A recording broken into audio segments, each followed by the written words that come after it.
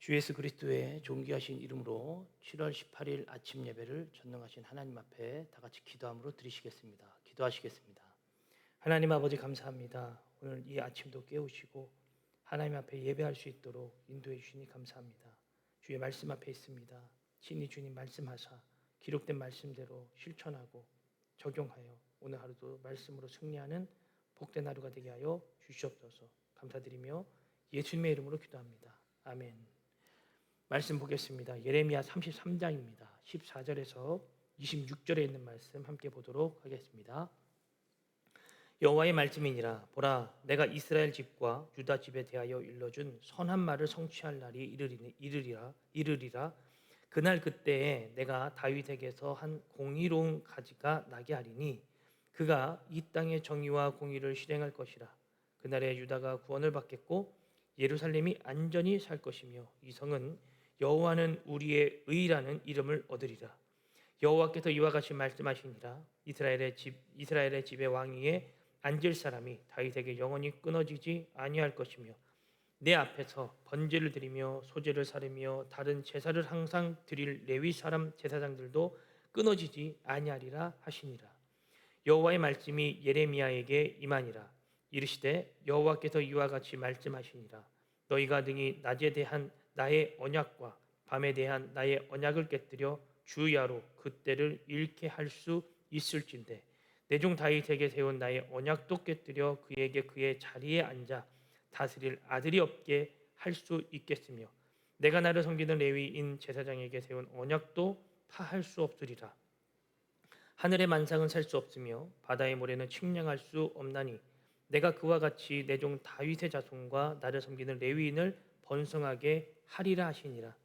여호와의 말씀이 예레미야에게 임하니라. 이르시되 이 백성이 말하기를 여호와께서 자기가 택하신 그들 중에 두 가게를 버리셨다 한 것을 내가 생각하지 아니하느냐. 그들이 내 백성을 멸시하여 자기들 앞에서 나라로 인정하지 아니하도다. 여호와께서 이와 같이 말씀하시니라. 내가 주야와 맺은 언약이 없다든지 천지의 법칙을 내가 정하지 아니하였다면 야곱과 내 종 다윗의 자손을 버리고 다시는 다윗의 자손 중에서 아브라함과 이삭과 야곱의 자손을 다스릴 자를 택하지 아니하리라. 내가 그 포로된 자를 돌아오게 하고 그를 불쌍히 여기리라. 아멘. 네, 오늘은 예레미야 33장 14절에서 26절에 있는 말씀을 함께 은혜를 나누도록 하겠습니다. 예레미야 33장 14절에는 이제는 하나님께서 회복할 건데 그 회복에 대한 말씀을 하시면서 옛 언약, 옛 약속에 대한 말씀을 이어가십니다. 하나님께서 약속을 여러 번 하십니다. 이스라엘 백성들과 지속적인 약속을 하시죠. 아브라함과의 약속부터 창세기 12장부터 볼 수가 있는데 조금 더 앞선 약속을 살펴보자면 사실 하나님께서는 아담과 하와에게도 약속하셨습니다. 어떤 약속하셨냐? 너가 내 말을 잘 들으면 에덴 동산에 있는 모든 것이 다 너의 것이야. 그리고 너의 것대로 잘 쓸 수 있을 거야. 그런데 내 말을 좀 잘 들어줘. 이 말을 듣지 않으면 너와 나의 관계는 깨질 거야 라고 하는 이 약속을 하셨죠. 그런데 아담과 하와는 그 약속을 지키지 못했습니다. 이것이 단순히 아담과 하와의 문제만이 아니라 현 시대를 살아가는 우리의 문제와도 동일한 것이죠. 우리도 여전히 하나님과의 약속을 제대로 지킬 수 없는, 우리의 힘으로는 도저히 이 약속을 지켜나갈 수 없는 존재임을 깨닫게 되어집니다. 그것이 바로 죄인의 특성이라는 것입니다. 그런데도 불구하고 하나님은 이스라엘 백성들 중에 특히나 이 아브라함을 선택하십니다. 아브라함을 선택하셔서 아브라함을 통해서 이 땅에 하나님의 의가 나타날 것을 말씀하시죠. 그리고 아브라함의 어떠함이 아니라 오직 하나님의 능력으로 행하십니다. 아브라함이 해야 할 것은 하나님의 말씀을 듣고 순종하여 나가는 일이었습니다. 아브라함과도 그렇게 약속하셨습니다. 근데 그 약속은 아브라함에서 멈추는 것이 아니라 아브라함의 아들 이삭의 아들 야곱, 계속해서 아브라함, 이삭, 야곱에게 그 약속은 지속적으로 흘러갔습니다. 그 약속은 무슨 약속이었냐면 하나님을 경배하고 하나님을 섬기는 약속이었습니다. 그런데 이스라엘 백성들의 악함, 이스라엘 백성들의 죄악은 하나님을 섬기기보다 자신들이 편리한 것을 따라가기 시작했습니다. 하나님의 언약의 말씀을 지키려고 하다 보니 자신들의 삶이 불편했고 어려웠던 것이죠. 그래서 하나님의 말씀이 아닌 자신들의 생각과 욕구를 따라가기 시작합니다. 그랬더니 이스라엘 백성들은 지금 하나님 앞에 벌받고 있는 것입니다. 다른 말로 하면 회초리로 지금 맞고 있는 실정인 것입니다. 그러면 회초리로 맞았을 때 하나님은 그들을 버릴 것인가? 아닙니다.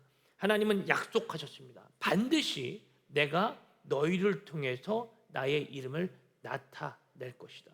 이 약속은 변함이 없는 거예요. 그러니 하나님이 능력이 있으시기 때문에 이스라엘 백성들이 아무리 능력이 없다 할지라도 하나님의 능력이 있기 때문에 이들을 이끌어 간다는 것입니다. 그러니까 이것을 구원의 개념에서도 살펴보면 우리에게는 능력이 0%입니다. 그런데 하나님은 능력이 있으신 분이시다 보니까 어떻게 돼요? 하나님이 그들을 견인해 간다는 거예요. 하나님의 은혜가 그들을 견인해 가는 것입니다. 내가 뭘 능력이 좋아서가 아닙니다. 그러니까 이스라엘 백성들이 해야 할 것은 하나밖에 없습니다.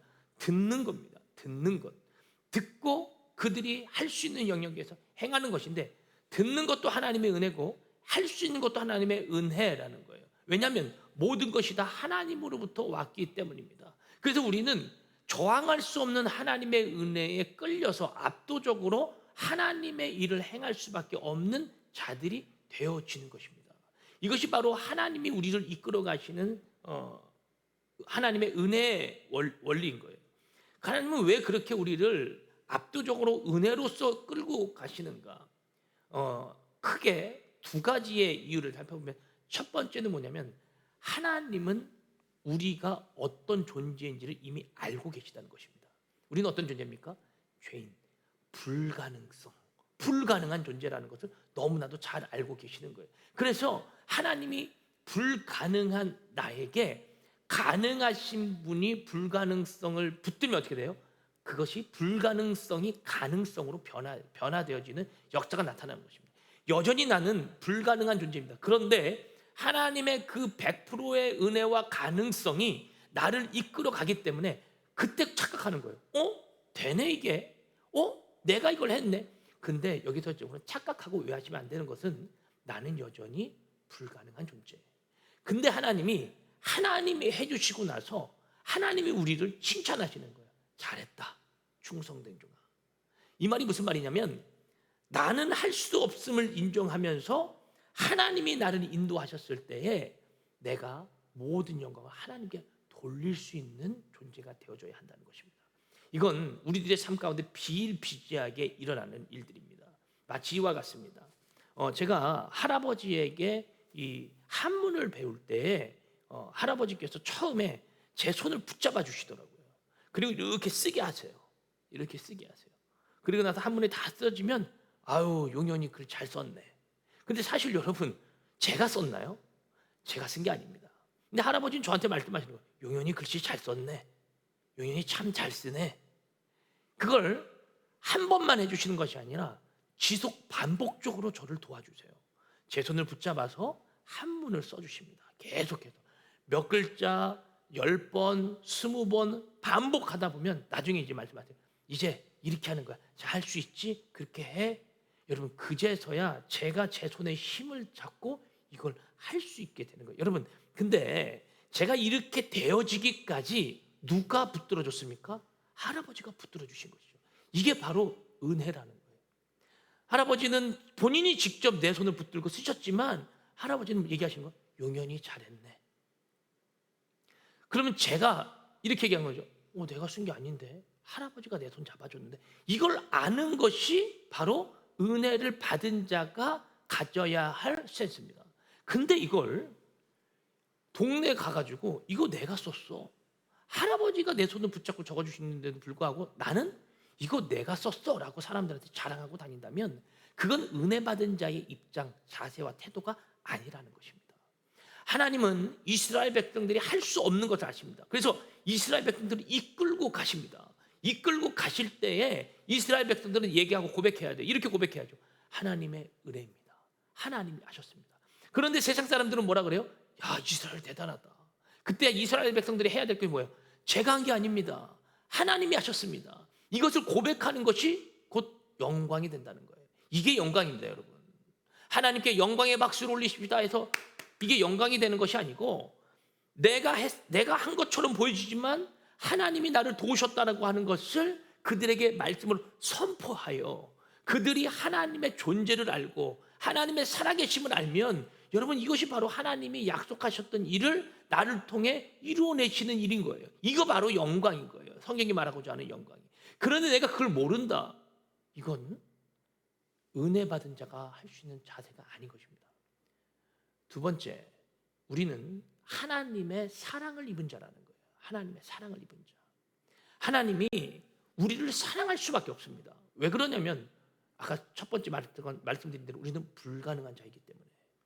그렇기 때문에 하나님 우리를 사랑할 수밖에 없어요. 그렇기 때문에 우리를 도우시는 거예요. 하나님 우리를 사랑하세요. 왜 사랑하세요, 하나님? 그게 아가페 사랑이거든요. 부모가 자녀를 사랑하는데 여러분, 무슨 이유가 있겠습니까? 그냥 자녀니까 사랑하는 것이죠. 자기 핏줄이잖아요. 하나님이 백성을 사랑한다, 하나님이 나를 사랑한다. 여러분, 무슨 이유가 있어요? 하나님이 나를 사랑하신다는데. 하나님으로부터 온 존재이기 때문에 나를 사랑하는 것이죠. 그래서 우리를 품으시는 거예요. 그래서 하나님의 은혜 없이, 하나님의 사랑 없이, 불가능한 나는 하나님의 사랑 없이는 이 땅을 살아갈 수가 없는 것입니다. 총체적인 테두리에서 봤을 때는 모든 것이 다 하나님으로부터 시작해서 하나님이 직접 마무리 지으신다는 거예요. 이것이 바로 하나님의 열심이라는 것입니다. 하나님은 열심히 자신의 계획을 이루기 위해서 열심으로 사역하고 계십니다. 오늘 이 회복도 하나님이 행하시는 거예요. 하나님이 그들에게 행하시는 회복. 14절은 이렇게 시작했습니다. 여호와의 말씀이니라. 보라, 내가 이스라엘 집과 유다 집에 대하여 일러준 선한 말을 성취할 날이 올 것이다. 이스라엘 집과 유다에게 했던 말, 그 말을 성취할 때가 올 것이다. 그게 무슨 말이냐? 15절. 그때 내가 다윗에게 한 공의로운 가지가 나게 하리니 그가 이 땅의 정의와 공의를 실행할 것이라. 자, 다윗으로부터 한 공의로운 가지가 하나 나온대요. 이것이 무슨 말입니까? 다윗의 족보, 다윗의 자손으로부터 공의로운, 의로운, 세상에 어떤 것도 공의와 의가 될 수 없는데 공의로운, 의로운 가지가 하나 나온다. 이것이 바로 예수 그리스도를 상징하는 것입니다. 왜? 하나님께서 사무엘하 7장에 다윗을 통해서 말씀하셨거든요. 다윗을 통해서 내가 다윗의 저 마음을 받았다. 그 마음이 무슨 마음이었습니까? 다윗 자기는 아주 이 멋진 백향목궁에 구하고 있는데 하나님의 법궤는 저 초라한 텐트에 있다. 내가 마음이 너무 어려운데 하나님을 향해서 내가 성전을 짓겠습니다 했을 때 하나님이 성전 짓는 것을 막으시죠. 왜? 다윗아, 너의 손에는 너무 많은 피가 묻어 있다. 너는 성전을 만들 수 있는 기금을 너가 준비하고 차라리 나는 너의 아들 솔로몬에게 받겠다라고 말씀하십니다. 그때 하나님이 다윗에게 감동하셔서 이런 말씀만 하세요. 그런데 다윗아, 내가 너의 말에 감동했다. 내가 너의 집안, 그 왕조가 끊임없이 이어지게 할 거다. 너희의 가정으로부터, 너의 후손으로부터 나의 의로운 가지가 나게 할게. 이 약속을 다윗과 하시는 거예요. 그 약속을 하나님은 이루시겠다는 거예요. 이스라엘 백성들이 죄를 짓고 하나님으로 떠나서 율법을 어기고 자신들이 마음대로 하는 대로 하지만, 그럼에도 불구하고 하나님은 그런 백성을 통해서, 그의 후손들을 통해서 하나님의 약속이 실현되어지게끔 하신다는 것입니다. 여러분, 제가 아까 서두에 말씀드린 대로 이것이 바로 하나님의 은혜의 법칙이라는 거예요. 나는 잘못했으면 잘못된 대로 나는 죄의 삭슨 사망이기 때문에 나는 사망하는 게 맞거든요. 근데 하나님이 나를 너무 사랑하셔서 내가 잘못되어졌음에도 불구하고 그 하나님의 은혜와 자비로 나를 다시 견인해 가신다는 거예요. 그러니 내가 해야 될 것은 순종하는 것밖에 없다는 것입니다. 하나님 앞에서 이런 하나님이시구나. 단순히 그냥 주인과 종의 관계가 아니라 하나님은 주인과 종의 관계를 바꾸셔서 부모와 자녀의 관계로 만들어 버리신 거예요. 이것이 바로 은혜예요. 하나님의 자비와 은혜의 법칙인 것입니다. 그래서 16절에 그날에 유다가 구원을 받겠고 예루살렘이 안전히 살아갈 것이며 이 성은 여호와는 우리의 의라는 이름을 얻으리라. 다윗의 약속을 지키시고 실현해 가시는 하나님의 모습을 볼 수가 있게 되는 것입니다. 그러면서 17절 이어갑니다. 여호와께서 이와 같이 말씀하시니라. 이스라엘의 집에 왕위에 앉을 사람이 다윗에게 영원히 끊어지지 않을 거야.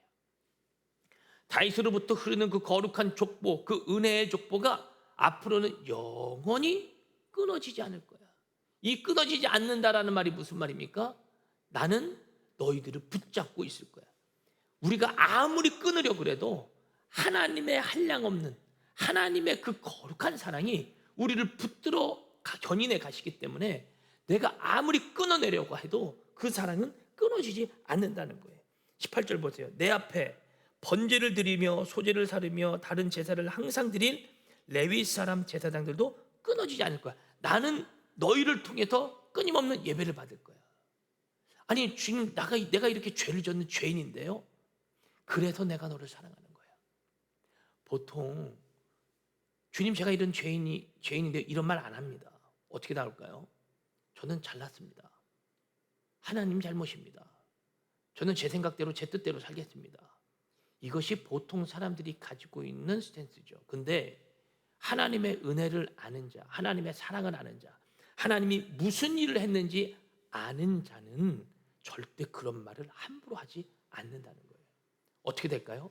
하나님이 나에게 행하신 그 은혜와 자비를 깨닫고 하나님 앞에서 한없는 자세와 태도, 그것을 유지하고 있다는 것입니다. 우리가 바로 그리스도인입니다. 그리스도인은 바로 그러한 태도와 스탠스를 가지는 자예요. 모든 것이 다 하나님으로부터 와서 하나님께로 돌아간다. 모든 권세는 다 하나님으로부터 온다라는 사실을 절대 잊지 않는 것입니다. 그래서 20절부터는 너희들이 언약을 깨트려도, 마지막 22절 후반부에 얘기합니다. 하늘의 만상은 셀 수 없으며 바다의 모래는 측량할 수 없나니 내가 그와 같이 내 종 다윗의 자손과 나를 섬기는 레위인을 번성하게 하리라. 하나님의 사랑과 계획은 지속되어져 간다. 내가 아무리 깨트려도 하나님이 지속해 간다라는 것입니다. 하나님은 그런 하나님이세요. 내가 하나님 앞에 죄를 질 수 있습니다. 그러나 하나님 앞에 돌이키면 되는 것입니다. 이것이 어떤 공식화되어져서 습관처럼 되는 것은 여러분 좋은 방법이 아닙니다. 그건 하나님을 사랑하는 방식이 아니에요. 그건 틀어진 거예요. 제가 드리는 말씀은 내가 죄를 지었다는 것이 확실하다면, 하나님의 말씀에서 벗어났다면 인정하고 돌이키라는 말이지, 그걸 내가 잘못을 해놓고 그래 돌이키면 되지, 이러한 스탠스를 가지라는 말씀은 아닙니다. 내가 죄를 졌다면 그걸 빨리 깨닫고 하나님께로 돌이켜서 주님, 제가 죄인입니다 라는 것을 고백해야 되는 거예요. 그래서 예수님도 말씀하시죠. 주님이 기뻐하시는 마음은 상한 심령이다. 그 마음을 갖는 것이 바로 그리스도인의 태도고 자세다라는 것입니다. 우리가 예배를 나올 때에도 마찬가지예요. 하나님, 나는 죄인이에요. 죄인이라서 주님 앞에 나갈 수가 없어요. 이 마음을 가진 자가 와서 기쁨으로 예배해야 되는 것이지, 당당합니다. 나는 하나님 앞에서 떳떳합니다. 그런 마음으로 예배 자리에 나올 수는 없다는 것입니다. 여러분, 주님을 믿을 때에 주님께서 우리가 주님께 갖고 있는 그런 어떤 죄책감, 이런 것들을 주님께서 부활하심으로 다 사해 주셨잖아요. 그런데 그 죄책감이 없는 건 맞아요. 그러나 그 죄책감이 기쁨과 감사로 바뀌어지는 것입니다. 하나님은 그 기쁨과 감사로 하나님을 예배하는 자들을 찾고 계시는 거예요. 오늘 이 다윗의 후손들은 바로 그 은혜를 받은 것입니다. 그래서 23절에 여호와의 말씀에 예레미야에게 임하시니라. 이르시되 백성이 말하기를 여호와께서 자기가 택하신 그들 중에 두 가게를 버리셨다 한 것을 네가 생각하지 아니하느냐. 그들이 내 백성을 멸시하여 자기들 앞에서 나라로 인정하지 아니하도다. 그들은 하나님 앞에 버림을 받은 것처럼 그렇게 살아갑니다.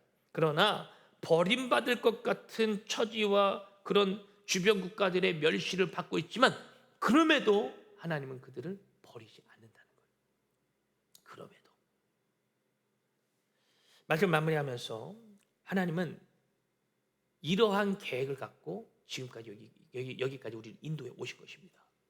나의 계획이 뚜렷하다 할지라도, 나는 내 일을 열심히 한다 할지라도, 하나님의 시선, 하나님의 계획은 나의 일이 아니라 하나님의 일에 집중되어져 있다는 사실.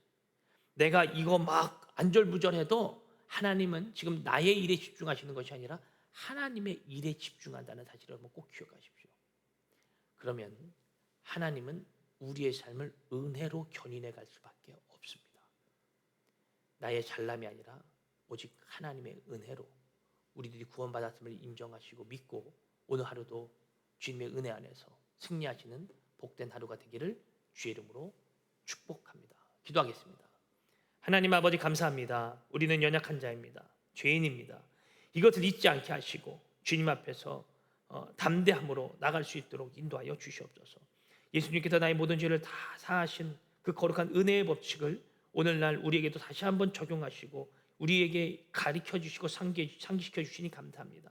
오늘 하루를 살아가는 것이 모든 것이 다 주님의 은혜였음을 믿음으로 고백하게 하여 주시옵소서. 감사드리며 예수님의 이름으로 기도하옵나이다. 아멘.